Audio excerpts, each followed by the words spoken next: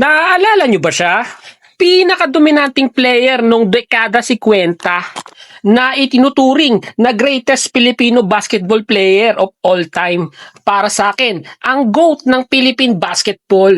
Sa aking palagay, kahit managini pa tayo ng ilang beses sa panahon natin ngayon, may hirapan na itong burahin ng isang basketball player ng ating kasalukuyang panahon.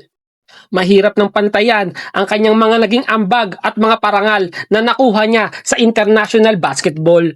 Isinilang noong August 29, 1930 sa Intramuros, Manila. Survivor ng ikalawang digmaang pandaigdig ang player na ito. May taas na 6'3", center position. Nagsimula siyang makilala sa larangan ng basketball sa koponan ng San Beda Red Lion.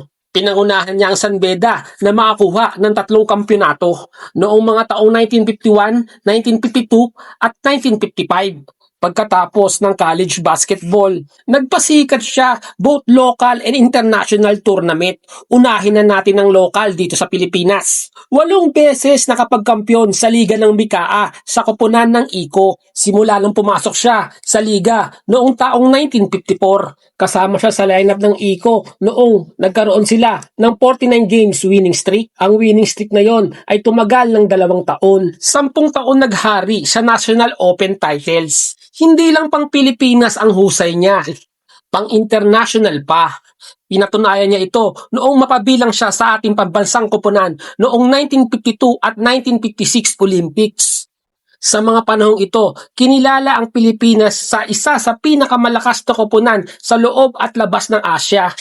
Safe kong masasabi, tayo ang pinakamalakas sa Asya noon. Sa kanyang pamumuno, 4 na beses tayong nakapagkampiyon ng sunod-sunod sa Asian Games. Ito yung mga taong 1951, 1954, 1958 at 1962. Hindi pa rin sila nakontento. 2-time FIBA Asia Champion. 2 sunod pa rin, 1960 at 1963. Taong 1954, FIBA World Cup. Umukit at nagmarka pa ang Pilipinas sa larangan ng international basketball sa pamumuno niya. Pinamunuan niya ang Pilipinas na makapagkamit ng bronze medal sa FIBA World Cup noong 1954. Sa torneyong yon, napabilang siya sa all-tournament second team.